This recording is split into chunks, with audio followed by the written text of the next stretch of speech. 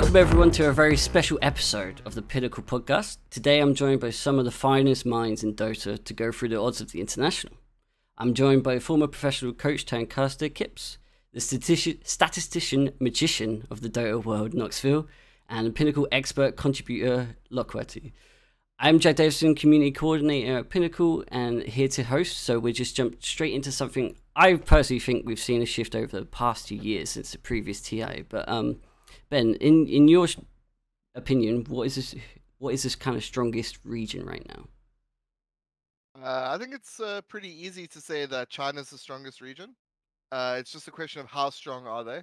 They've got definitely the favorites coming into TI in the LGD, but they also have very other strong teams right behind them: Vici Gaming, Asta, IG, and also the dark horse, which is Elephant Gaming, who we've never really seen on an international stage. So I think China, by far, it's just a question of how big of an advantage you would give them. Yeah, I would back Noxville there and say 4 invited teams, all 5 priced in the top 10 with the Pinnacle markets as contenders.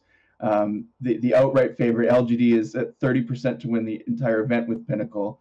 I saw it as high as 40% at one book this morning, which is kind of crazy. But then you also have when you compare the head-to-heads between LGD and the other Chinese teams, yeah, there's a couple 65-35s, 70-30, but overall you'd say any one of the other Chinese teams could knock an LGD off if they came head-to-head because they know each other so well. So China is the strongest region, 5 teams. It's just the probability gives them such a head start, but that's not exactly saying that they're a gimme to take it down. Okay, well, I know, Kips, obviously you were casting the ESL full. We saw PSG go all the way to the finals there. Is that kind of indication of China coming into the TI pretty strong, or is it just that one kind of hope for China? No, it's definitely an indication of China coming in strong. I actually casted the Chinese DPC this entire season as well, the second division, and I followed the first. And the level of play in China throughout the year has been higher than any other region, and the level of internal competition as well. And that's why the field is so broad coming out of China, because it's not just one top team who is dragging everybody up. They all have been in competition with each other throughout the year, and they all can go toe-to-toe with each other. With Elephant being, of course, the Elephant really needs to get out of their own way, if anything. If RTK has managed to instill a lot of discipline in his superstar players, then they are going to show up too. But if he hasn't managed that, and we haven't seen it so far, then Elephant might be the odd one out from the China bunch. Okay, great, yeah. I mean, RTK, obviously a legend of the Dota 2 scene, probably one of my favorite Chinese players at least.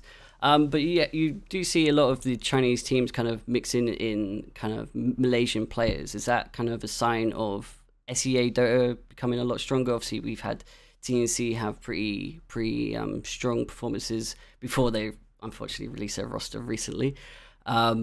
But do you see SEA as kind of a dark region or a dark horse region, or are they just kind of get lucky at TIs, I guess?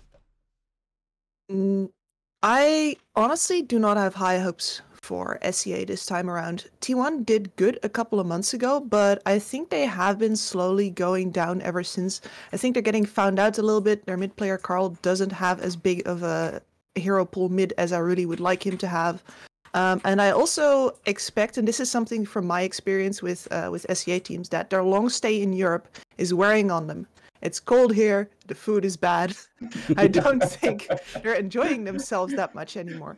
Of course, everything is different at TI, but right now with T1 being absolutely way stronger than Fnatic and them two kind of getting wobbly, I'm concerned for them. Yeah, I think that this is not necessarily the best chance for SEA at a TI, but if anything, when you start writing SEA off, that's when they surprise you the most. Mm-hmm. I would be very surprised by a Fnatic deep run. We haven't seen too much, I guess, more recently of them that looks promising.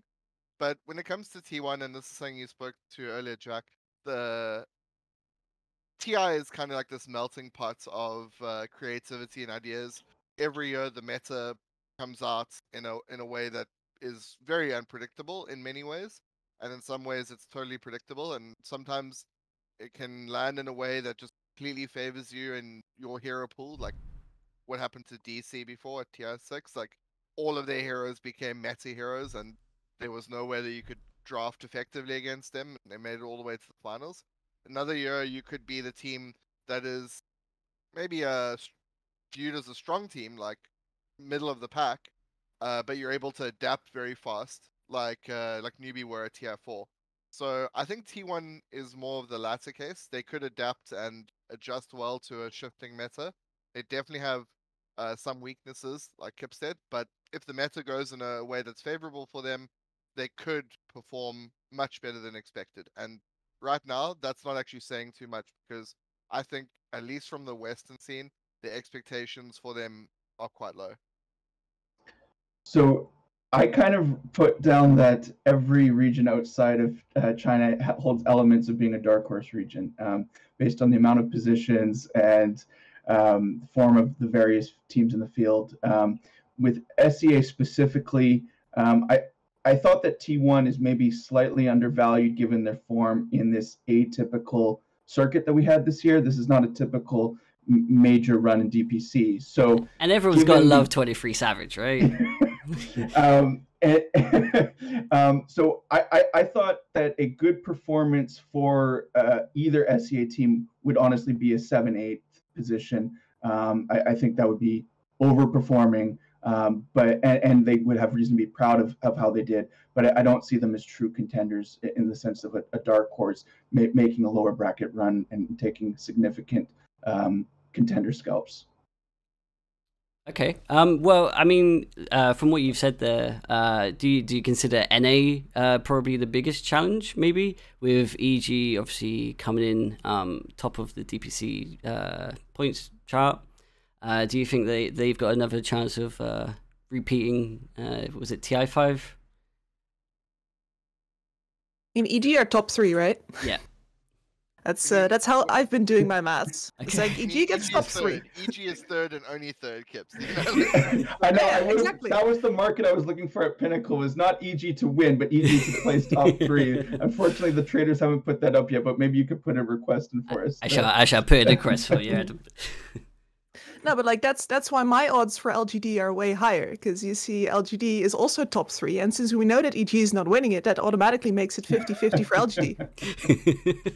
That math adds up. That said, there are some big question marks about the other two NA teams.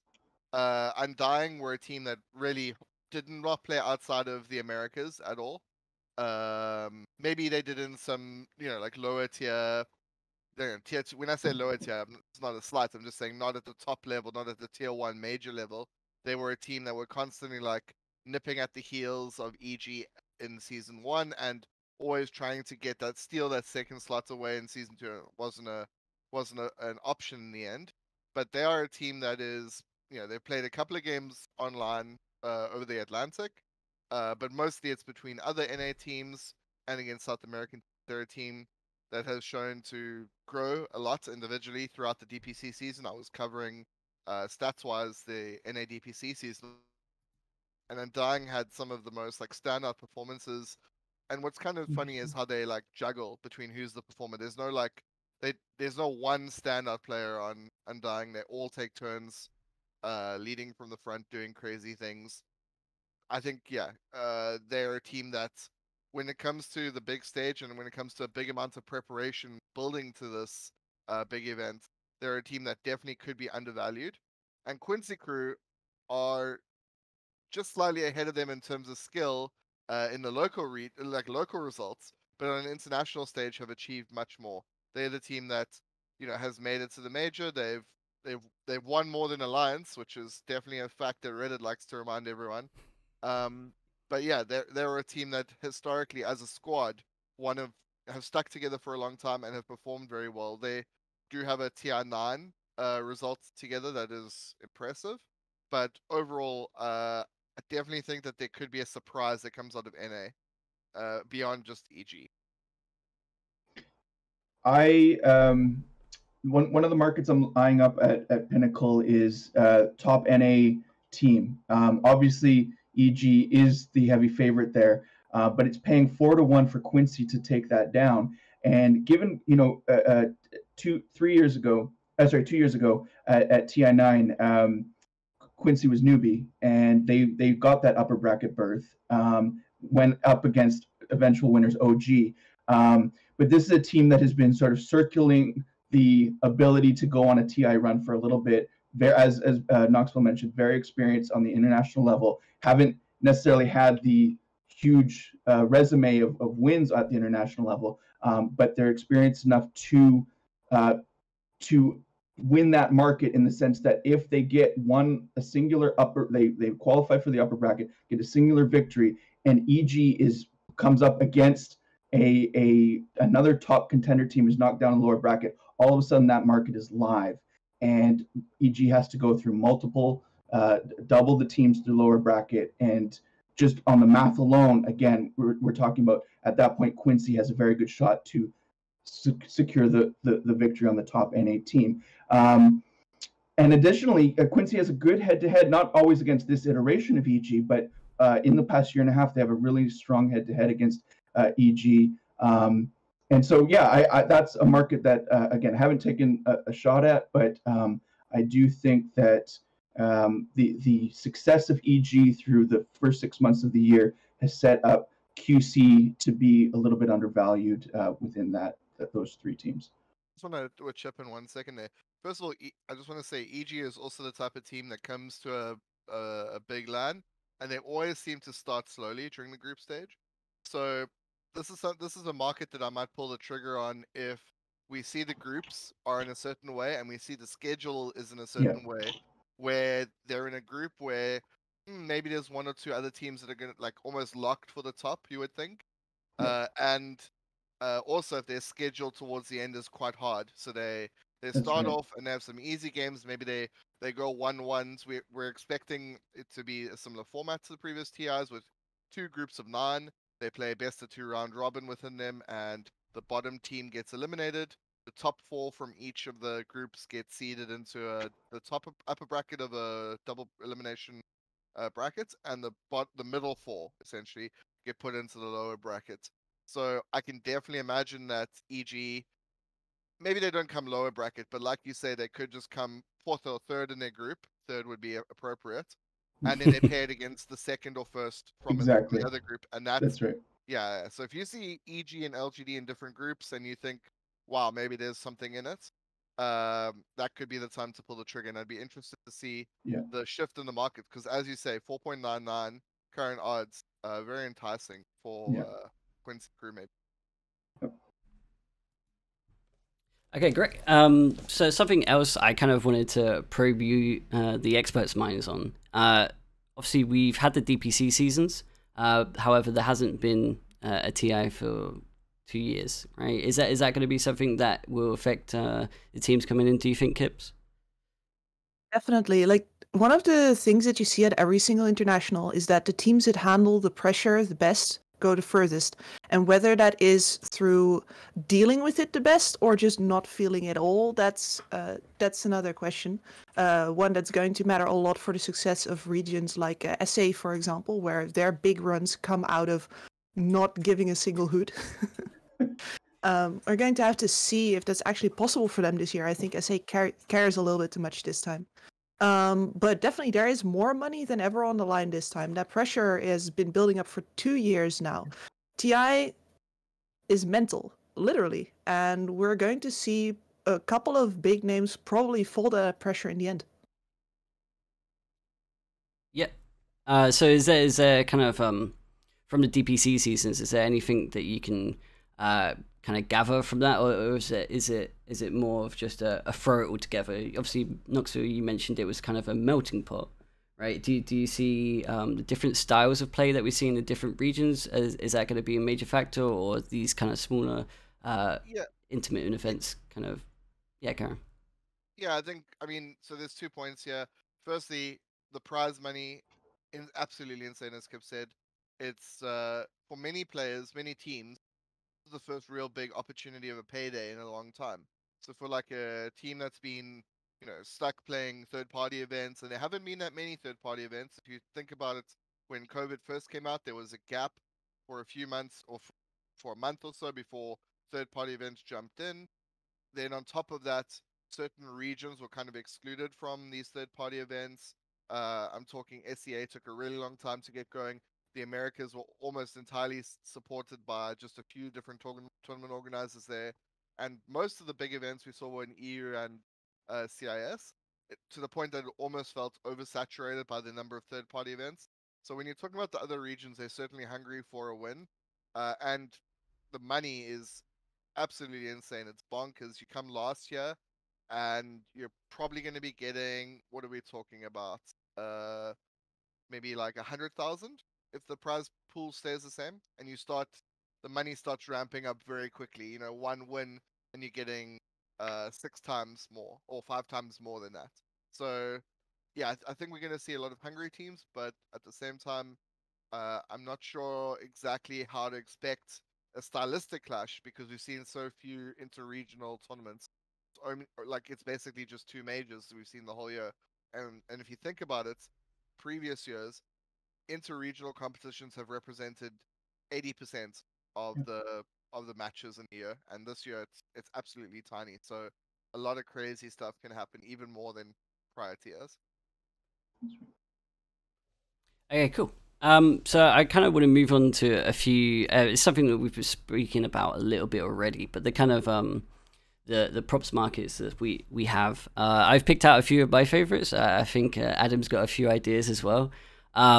Something that we kind of already mentioned a little bit, and I was talking about Reddit and the way that they kind of frame the argument, but we have the team to get a higher standing, right? And it's Alliance and Quincy Crew. It's Alliance, one of my previous kind of favorite teams, and then Quincy Crew at 1.8 and Alliance at 1.9. What were you kind of who do you think is going to take that one? What's your predictions for this? Sorry, I didn't actually hear what you said. The which market we're starting with? So it's team to get higher standing. Okay. So Between Alliance and Quincy Crew. I'm definitely would put money here on Quincy Crew to win. So the odds being kind of close. It's 1.9 at the moment on Alliance, 1.8 for Quincy Crew. I would put a small to medium bets on Quincy Crew here. Once again, a lot of these markets will be shored up when the format comes out, so we'll have a little bit more information. There might be some changes which could affect this and could affect all of these outright markets. But I think at the current price, I would definitely put money on Quincy Crew. Alliance are a team that has not performed at a major. It is kind of a Reddit meme, but it is also kind of true. They're a team that has looked to be trending down, but they're so full of potential that they could bounce up. And I think a lot of fans of Alliance are just waiting for that bounce to happen. And if it doesn't happen, it'll be a very sad story to the end of the season for them.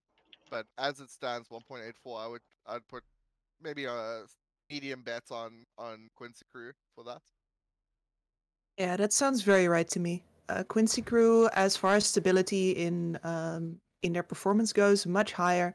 Also, that mental thing that I was talking about first, Alliance seems to be crumbling under the pressure. Also, if you look at their games, they often do pretty well and then crumble, and that seems to be the story of the season so far. I would be very surprised to see Alliance picking themselves up after how much their confidence seems shaken by how this season has played out.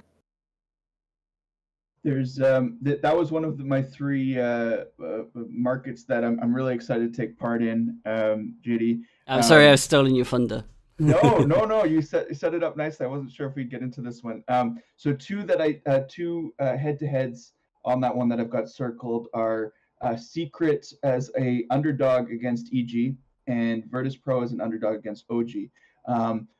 I view these as probably mispriced slightly the other way. I mean, saying they're too far from a 50-50 is not. You're going to be difficult to find any expert in the world or a trader who's going to see it too differently from close to a 50-50. But I view both of those as potentially the better team being the underdog coming in. Sorry, they're priced as the underdog coming in, but they should be priced as the favorite is what I'm trying to say. So Virtus Pro, I see as being the more consistent team in the run-up, even though EG did qualify and or OG did qualify and OG is always OG. And same thing with Secret against EG. I mean, Secret was just through 2020 was just the most dominant team we've seen, and it was online, but you're not going to take too much of an asterisk when they had the kind of record that they had through that. That's a year ago. But if you're talking about a Secret that has never won TI, the amount of time they're going to have to prepare, and EG just being like maybe playing the best that they could have in 2021, and that's why they're a slight favorite here. I will happily take Secret as a slight underdog any day against any team other than probably LGD, which is maybe the only one where I would price them where they are. So those are two that I had circled. That's Virtus Pro at 2.0 against OG and Secret at 2.0 as well against EG. Yeah, I definitely think kind of Secret has kind of come into previous TIs pretty strong and pretty dominant, and so I'm personally not sure about their kind of performances, and obviously they've never won, they've never really gotten as deep as people probably expected, right? In TIs, do you think that could change this year, Kips? Maybe. Well, they are the biggest question mark for sure, and I think in terms of player quality, they have one of the best rosters in the world right now. But for me, the big question mark is how they're going to deal with this meta, because in the end, they have more of a carry style mid player with Nisha. Matumbaman has often played in service to the team before. He's clearly improved a lot in carrying properly on his own. But the teams that we've seen do well right now have a very much almost utility-based mid, and they play to the side lanes, and they have a 4 that stacks. Have you guys ever seen YapzOr stacking? Because I think he sometimes does it by accident, but it's not exactly something that that seems to fit Team Secret's style. So if they appear again, and they're going to show up, they're going to show up as a very different Team Secret than the team that we saw dominating before. So I am not sure if that's going to, like, for me, absolutely the biggest question mark of them all. And they'd have to change. Yeah, I mean, I think that the whole thing with Secret is they definitely are a team that is, like everyone said, they've been around for a long time. They've had some very disappointing TIs. TI 5, they were like absolutely the favorites going in. But there's one thing that we have learned is that going into TI as a favorite hasn't worked TI 3. Yes. Yeah. And even then it was just TI 3 because TI 1 was kind of a crapshoot. So yeah, Secret are a team that are learning and their performances have been decent at TIs, but yeah, they haven't won a TI. I think that Secret this season, as soon as they qualified, when I say as soon as they qualified, I mean their manager Salvik Matt was messaging me after every like event, after every match, sometimes in the DPC. Hey, what is the update on the standings? How have we qualified? Haven't we qualified? And to the point that I started putting out some tweets on a like graphic on this. And as soon as they qualified, there was some like magical switch which just got clicked, and they went from this team that had like broken alliances record in terms of like best performance over 100 game stretch, 75 game stretch, 50 game stretch. They went from this team that had like the highest ratings ever to a team that were all playing, from what I've heard, all playing MMORPGs. So they were qualified. They still managed to come. Where did they come at the Singapore Major? They came 4th, and they lost to IG, who ended up winning in a very close game against EG.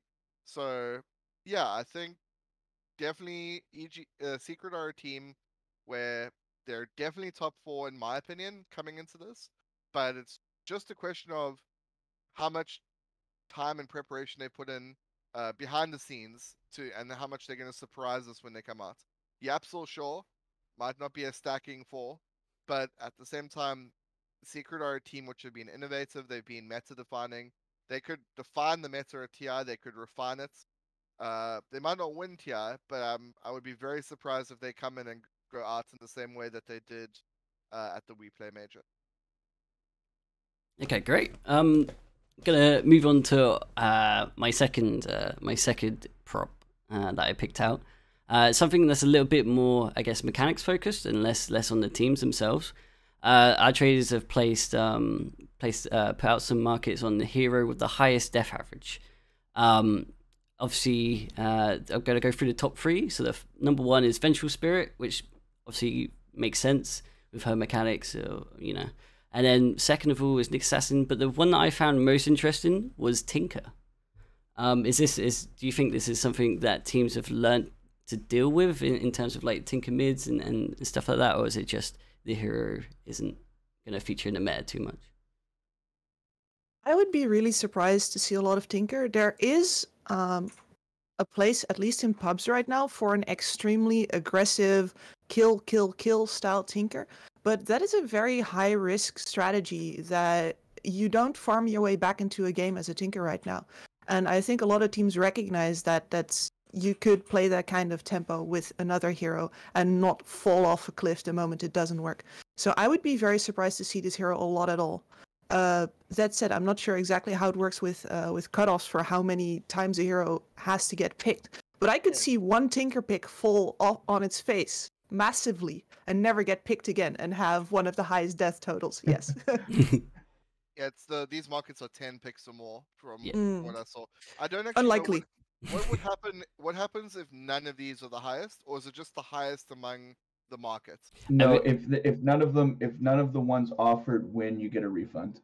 Okay, so it's the same way. And what happens if just for clarity for the viewers, in the previous one, if two teams come tied, refund as well. Yes. Okay. Yeah, that's right. Yeah, that's right. I mean, in that case, it's a little bit more enticing because I was actually before I saw the actual odds, I saw the topics, and I thought Vengeful Spirit is going to definitely be very high, but I wouldn't be surprised to see Clockwork also be quite high. Mm-hmm. It isn't a hero that has been performing very well in the last couple of weeks, last month or two in Pro Dota. It's like a 35% win rate, but has been picked 46 times out of about a sample of 500 games. So TI is going to be 120, 125 games or something like that. Maybe a little bit more. Maybe my math is completely wrong. But when I did the math, it did seem that Clockwork would be just above the threshold, and it also dies a lot. It is an initiator, Yes. goes in. It's played as a support mostly, so like not really a flex role, which some of the other heroes like Venge might be played as a core. It's not really currently played as a core, but like I said, at TI crazy things happen. These teams have like crafted together some magic, and yeah, I could definitely get behind Vengeful Spirit, but at 2.10 and the fact that you get a refund, it is a little bit more enticing for some of these other picks. I'm not a huge fan of the Tinker pick, simply because I think it could actually be a hero which is played a couple of times and is very successful, and that brings the whole average down in a massive way, average number of deaths. So I'm a little bit skeptical on that, but Nyx Assassin does seem good. There's a lot of heroes when it comes to these hero prop markets. It is really a crapshoot. So sometimes it might be better to, and also the fact that you don't want a refund, it might be better to put a small and a slightly bigger bet on two of the heroes that you think have kind of cornered that market, and worst case scenario, you get a refund.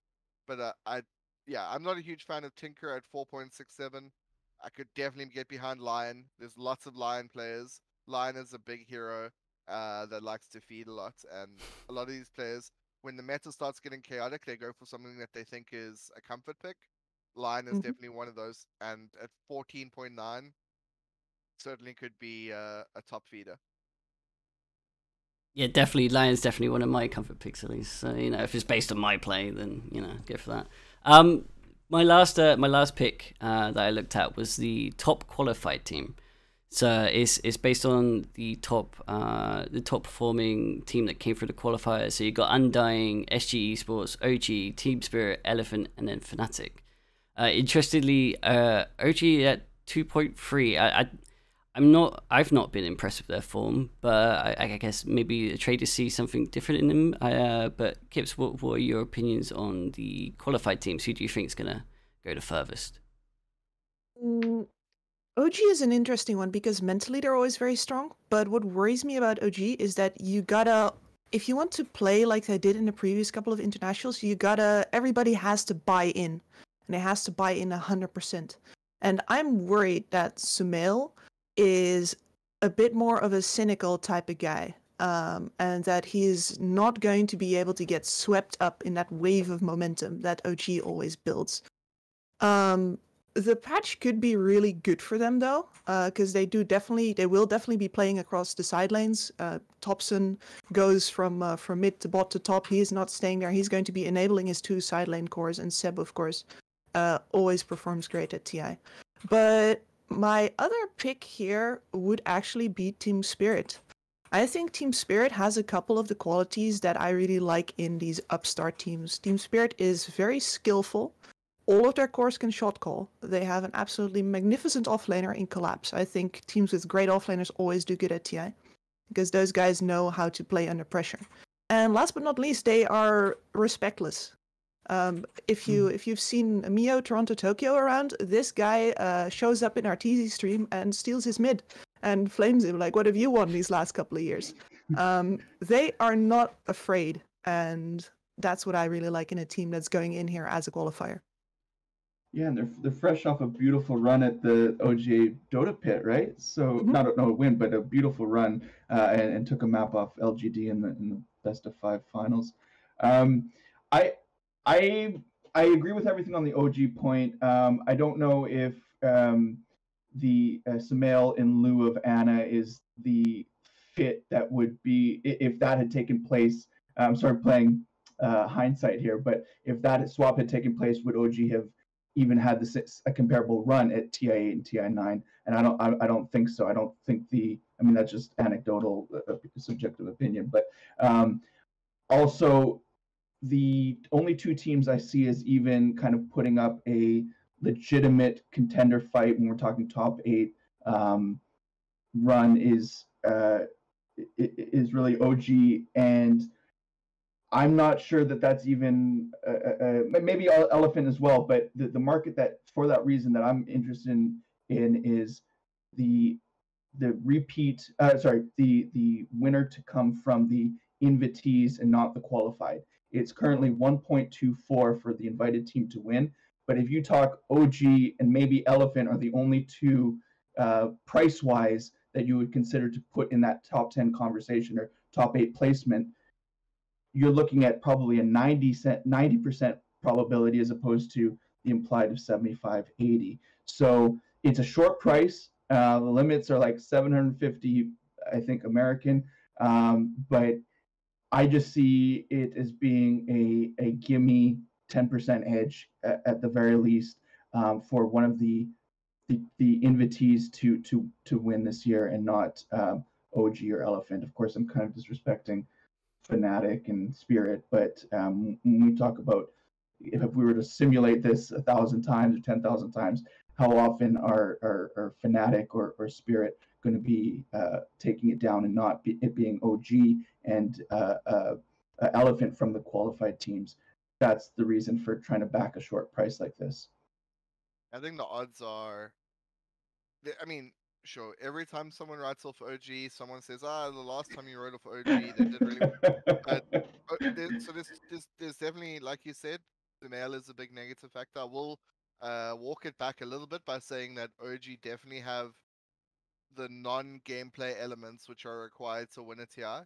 They have the mental capacity to lose and bounce back. They have the ability to ride the wave as far as they can go. I still think that makes the odds of 2.3 looking a little bit wild. If anything, I would swap OG's odds and Elephant's odds, or I would also be willing to place a small bet if there was a market on OG to not win TI at 1.01 or whatever it is.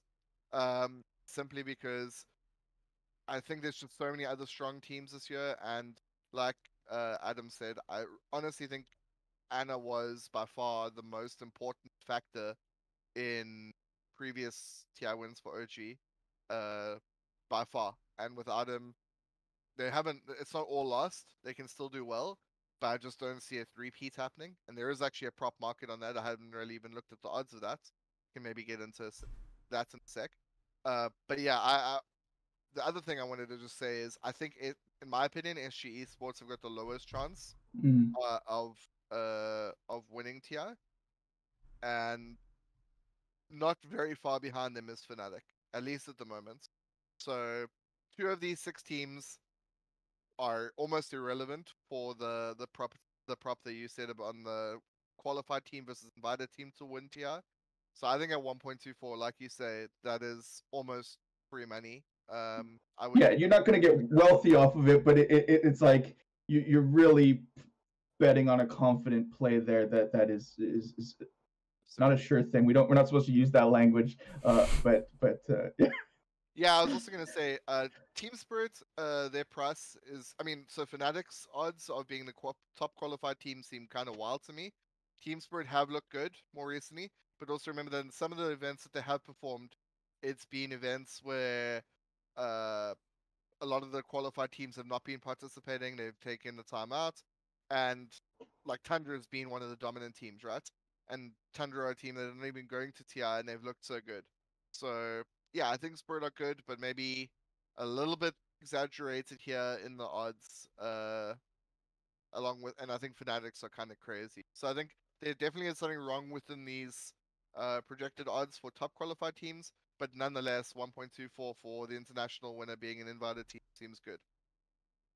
Yeah, and just to back up a point that Noxville said, with the odds for there to be a repeat champion, for it to be yes is 2.9. Obviously, with previous champions in EG, Invictus Gaming, and Alliance, is that something that you guys kind of agree with, Adam and Kips? Do you think that there probably won't be a repeat winner? Well, that price, 2.9, you're really looking at 3 teams for repeating: EG, IG, OG, and they're all dangerous. But it's 3 of, okay, even if you remove Fnatic, remove SG, remove Undying, you're still talking about, it's more of a 25% chance probably.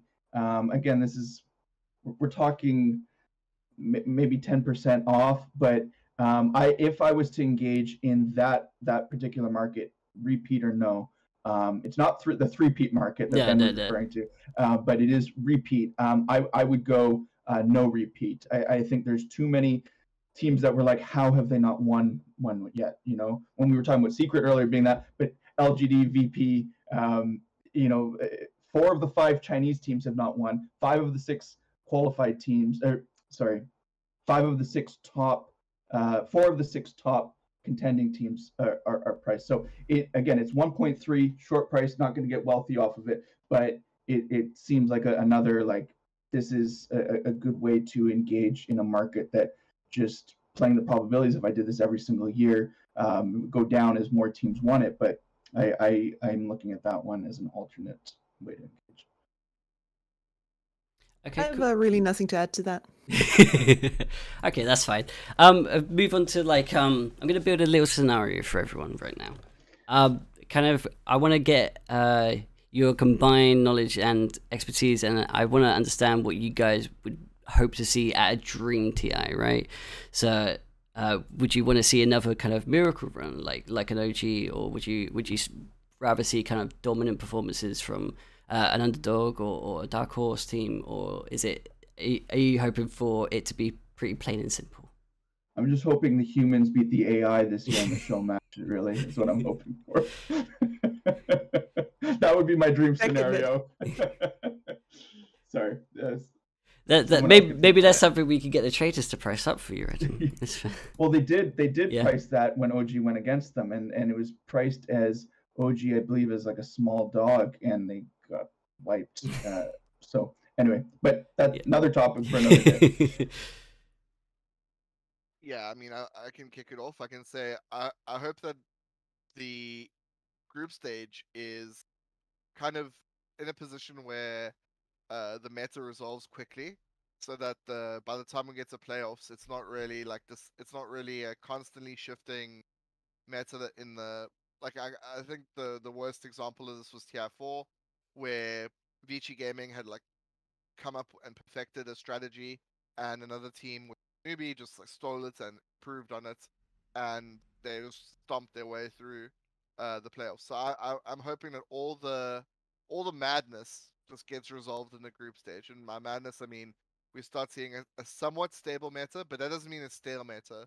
As in, there's a certain way that the game's played and certain heroes which are obviously popular, but there's a large pool of them that we're able to like cycle through, so that the teams have like they can do this. You know, when you watch a team like Tundra, for example, in the most recent action, they have like 3 or 4 strategies in every game. They execute one of those.